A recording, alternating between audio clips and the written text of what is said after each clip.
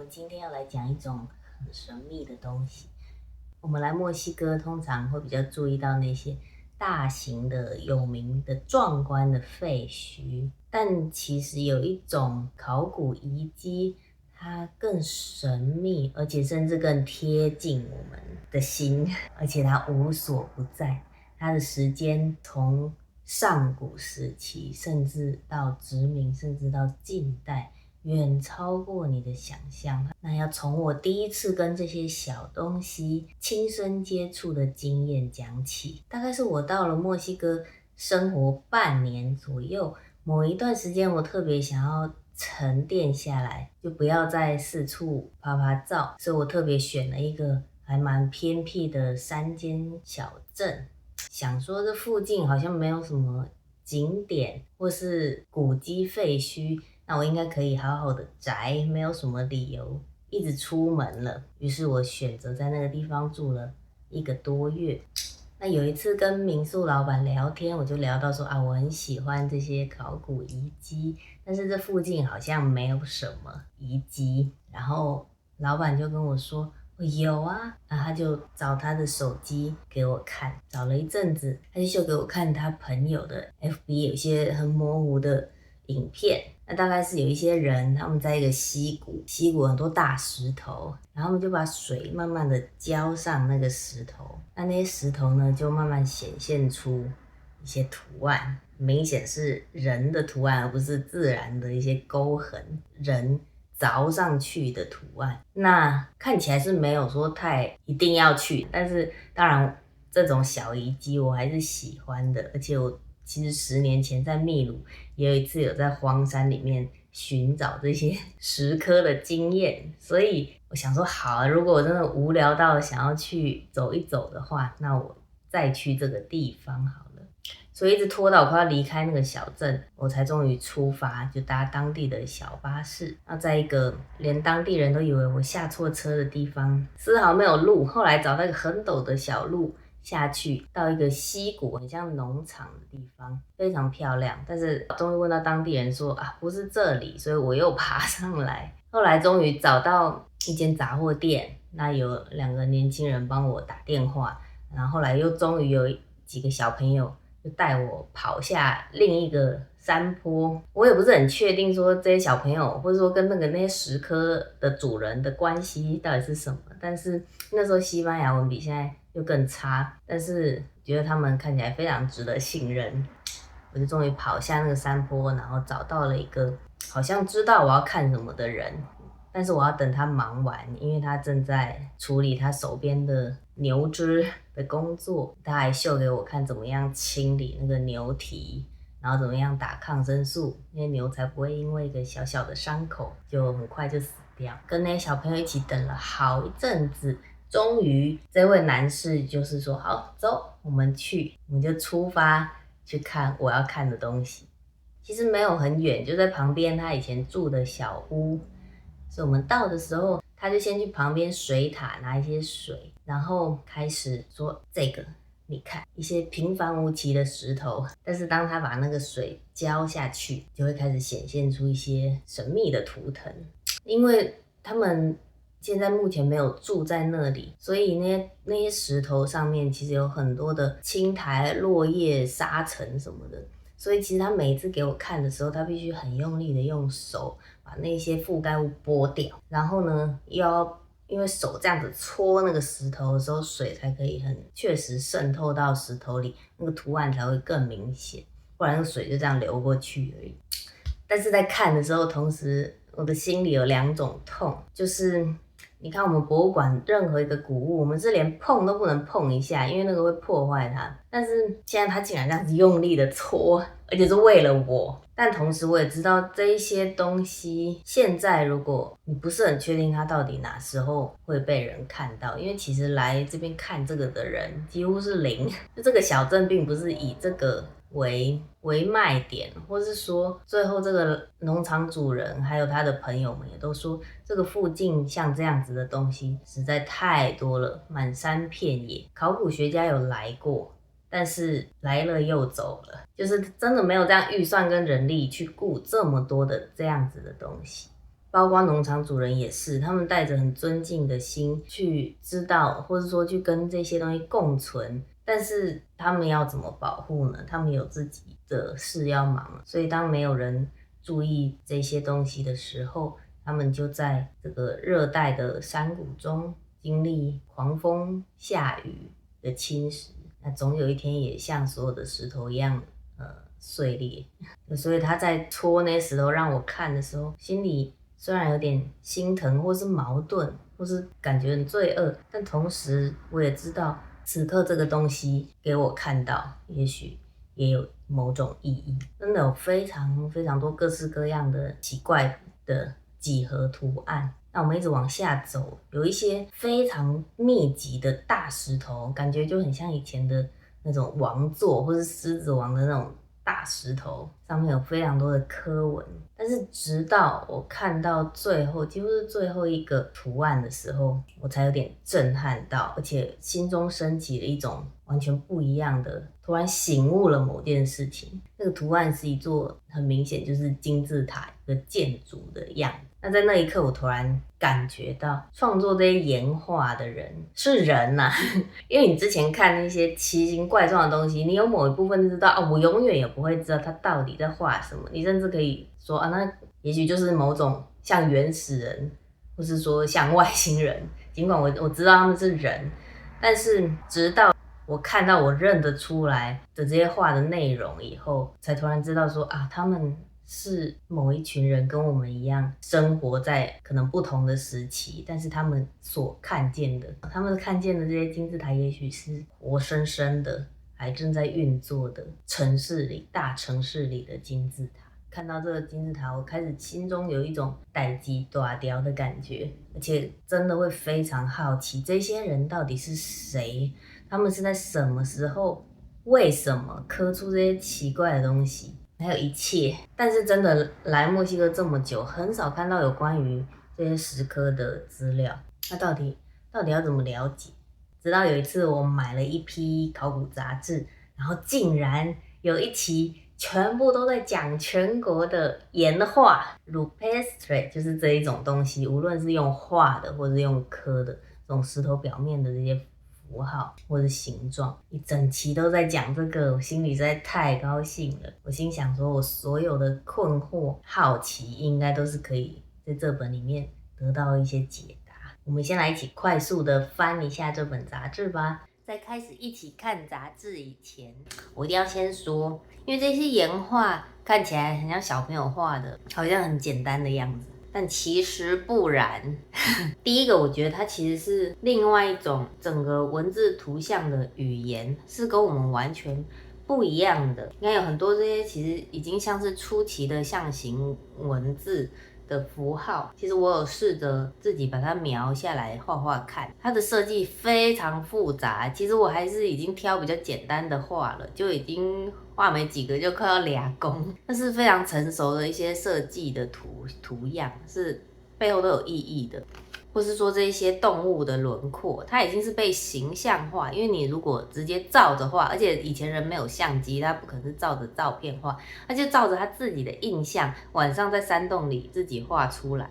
也有一些是很写实的，它的很简约的轮廓，但是非常的写实，完全不是我们画卡通的那样画出来的样子。但是有一些真的是已经他们的卡通画，他们的形象化跟我们现代的形象化语言是完全不一样的，所以会觉得非常神奇。因为这些图案他们有一种共同的样子，但是跟我们现代是完全不同的。所以当你描着画下来的时候，会有一种很神奇的感觉。甚至连这些线条最简单的人，他的设计其实也都是很平衡的。我觉得如果会画画、有艺术背景的人，应该比较知道解释这些。但总之呢，他们应该不只是一般小朋友乱画，或是说一般我们在墙上乱画说谁爱谁的这样一些符号，他们是一套很成熟的图像系统。这些岩画其实全世界都有，最有名的就是在法国有个岩洞里不小心被一些小朋友发现的。维纳和索有一部电影纪录片，专门在讲他对这些岩画的感受，非常喜欢推荐。那墨西哥的这种岩画非常多，全国各地都是。但是好像全世界岩画最大量的地方是在澳洲跟非洲，但是墨西哥的品质，或是说它的规模，或是它的各式各样的程度，都是不容小觑的世界顶级的。我们终于要来一起快速读一下这本杂志。这种 rupestre 这种岩画或是岩石的浮雕是墨西哥全国都有的，但是所有的岩画都是有不同区域、不同族群、不同时期，在各种精神状态，因为有时候也许是做法吃一些迷幻药，处于一个恍惚的状态画下来的，或是由不同的神话和宇宙观所留下的痕迹。那每一个图腾都要搭配着周围的环境来一起解读它的意义，因为也许是一整个山川啊、洞穴，它们互相之间有搭配的陈列形式，还有特别的空间方位。那同一个地点的石刻，例如同一个洞穴里面所有的岩画，它可能涵盖的时间非常的广，例如两个可能并列或是重叠的手，它们年代可能是相隔了500年，甚至几千年。而所有的图案大概可以分成几类，而最大量出现的就是动物了。因为这些画下岩画的作者们，大多比较过着游牧采集，比较不属于定居农业的生活，所以狩猎对他们来说就是一切啊。他们要对动物的出没、动物的习性都非常的了解。那有少数的植物，还有少数的人形。那另一个大类就是水，还有风。在没有自来水的年代，水就是命啊。所以像这些漩涡、同心圆、弯曲的线条，都是有关水，或是水的地图，或是水的仪式。那另一个类别就是跟星象或历法相关，那其实也是掌握季节与植物生长的规律，也是跟命非常的相关。像有一些小洞与线条，可能都是跟技术或是测量时间或是星象的记录有关。这些看起来很神秘的图案，其实都是跟日常息息相关的。那还有非常大量的意义还没有被解读出来的几何图案。那我们第一个就要来到墨西哥最西北边巴哈 California， 它是世界级的岩画重镇。它的年代从西元前7800年的上古时期，一直到有历史记载的非常近代。那这些年代要怎么判定呢？由那些有机的颜料可以直接判定，就是由碳14衰变，然后测定碳12的比例，来大概知道它的绝对年代。或是说那些洞穴都会有一些沉积物或是铜绿，它层层的叠加，所以考古学家研究的时候可以小心的拨开那每一层不同年代的壁画，然后去判断它们的相对的年代。或是呢，他们也可以用洞穴中残留的一些龙舌兰或其他植物的绳索的纤维去判断它的年代，或是其他像是他们吃剩的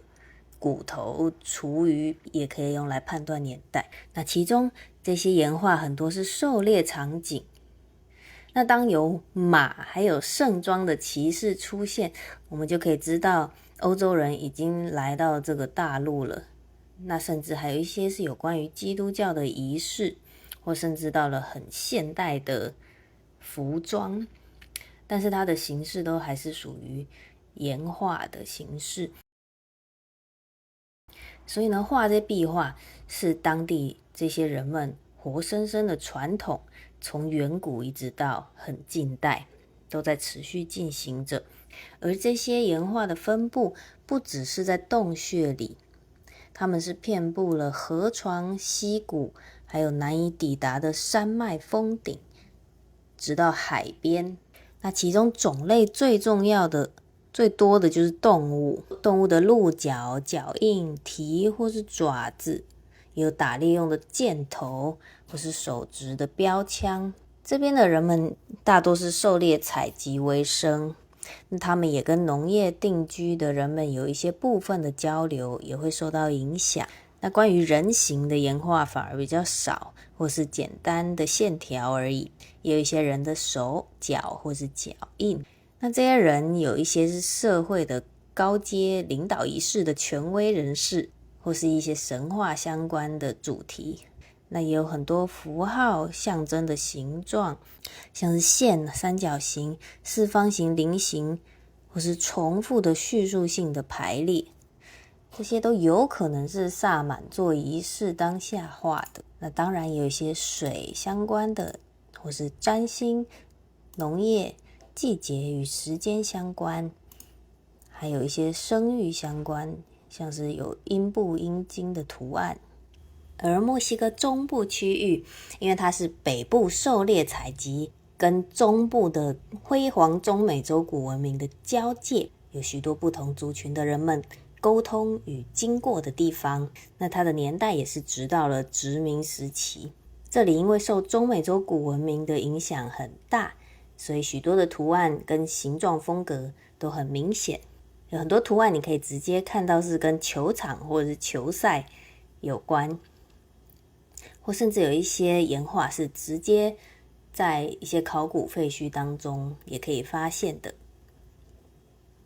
那中部地区有很多的岩画，因为城市发展或是窃盗的关系被破坏了，不像北部，因为有些比较偏僻或偏远，所以保存的比较好。西部地区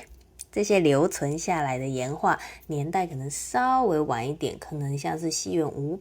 到1200左右，但它的数量也是非常的多。在1987年呢，Jalisco有一个水坝工程，它影响了那个地区，总共有747件巨石的石刻都会被淹没。那像是Michoacán这边离西部海边又比较远了，那这边风格又渐渐变得比较写实，风格也很多样，许多呢是遗迹的一部分，你可以在这些大型的遗迹里找到，可以在这些广场跟金字塔的这些石头上面找到岩画。那西北海岸像 Sinaloa 这一区，它有许多同心圆、波浪、十字、菱形、迷宫，或是些像希腊怪字的符号，那或是一些更特殊的有复杂设计的图案。那这边的人形呢，它的头脸比较多细节特征，有一些有头饰跟羽饰。那在 Guerrero 地区有非常多是受 Omega 古文明的影响，或是受 Teotihuacan 或 Tolteca 或 Mexica 这些辉煌的中美洲古文明的影响。它年代是西元前1200年到西元前500年，其实是蛮早以前。那也一样有很多手脚。东南方呢，其实就比较靠近热带雨林或是玛雅文化这些地区，它也受了这些大文明的影响非常的深。那在雨林区，因为保存这些岩画非常的困难，因为有很多的植物，还有刮风下雨，所以几乎找不到这些岩画。唯一的例外是尤加敦半岛里面有很多石灰岩洞，那它就可以比较好的保存这些岩画。它们的年代从玛雅以前直到我们有历史记载的近代都有，而他们跟更南边的中美洲或南美洲的文明也都有所影响，有许多跟超自然的力量有关，或是跟他们尤加敦半岛的一种精灵有关。非常开心有人可以跟我一起大概翻完这本杂志，真的非常的幸福。但是老实说，看完这一本杂志的时候，心里有一怅然若失吗？心里有一点就是我没有得到我预期要的那样子的恍然大悟。里面有什么东西让我恍然大悟了吗？而且那些岩画本身传出来的魔力或是魅力或是神秘感远大于那些文字的叙述。我想那些文字的叙述真的就是考古学家他们用专业的他们已知的资料所能讲的最多的东西了。但是剩下的呢，其实讲的东西真的很重复，就是这些他们大多数是游牧，那有混合到一些农业的生活，有被哪里的文化影响，那大多是动物，那有些几何图案，有些星象，不是记日历，然后呢，大概多的数量，怎么样的分布，大概就是每一篇都是重复类似的东西。其实我看了可能1个多礼拜，每天就看一些，但真的常常看到快要睡着，所以看完整本，那些岩画在我心中刻下的那个魔力还在，但是并不因为我知道了更多而有什么改变，那些东西还是很未知的。本来以为看完那本杂志，我大概就可以做出一个很完整的影片，但是感觉上真的少了最后一段，所以我就继续过我的日子，也没有强迫自己说一定要找出什么结论。但是其实随着我做的每一件日常的琐事，脑中的那个图像很快越来越清晰起来。这一些人，这些 Rupestre 的作者到底是谁？他们是从非常远古到非常近代，他们是那些辉煌的古文明建筑之外另一群人真实的存在，他们是散落在历史舞台四周或是中心的人，他们看着古文明辉煌的爆发还有陨落。那当欧洲霸权来，也许有时候跟古文明有一些时间重叠交错，他们身在其中，也看着一切，他们看着一切，也记录着一切，这所有的变化跟心情，然后有意或无意的留下自己存在过的痕迹。这些脆弱的、很容易被覆盖、被忽略、被侵蚀掉的痕迹，他们留下来的太少了，但他们无所不在，他们更神秘，却也像是更真实的人，更像是我们。他们是平凡如我们的人，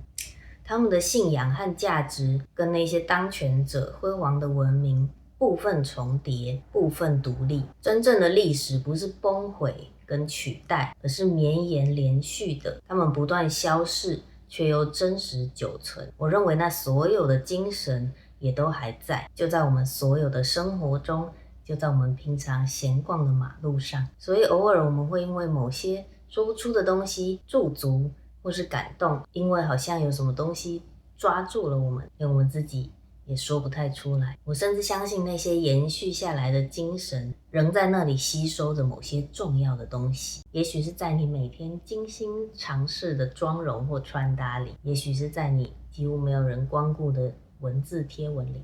或是印在你心上很久的跟某个人不太寻常的1-2句对话。有某种很深的精神，它有它自己的生命，用它的方式正在存续。然而对于以前这些人们，我们透过这些岩画，我们再怎么知道也还是非常有限。但是借由看见这些，我们知道他们存在，我们知道他们存在过。回到我最初在 Hilitla 小镇看到的这些岩刻，那一整个大地区在杂志上几乎只有一语带过，就说那边有非常多的岩刻，但是目前仍然未有任何严格的研究。但是现在你透过这支影片看到了他们，我觉得光是这样也就对得起缺口的手，还有那些岩画了，或是所有来不及被保护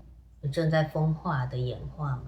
谢谢你的收看，我是 Jennifer。如果你喜欢这样子经过大量消化的考古资讯，或是你喜欢墨西哥，或是你想要知道有关于墨西哥的任何的事情，都可以给我一些点子。真的非常非常高兴可以跟你分享这些。祝你有美好的一天，请记得订阅按赞，就是给我最大的温暖哦。谢谢，我们下次见咯。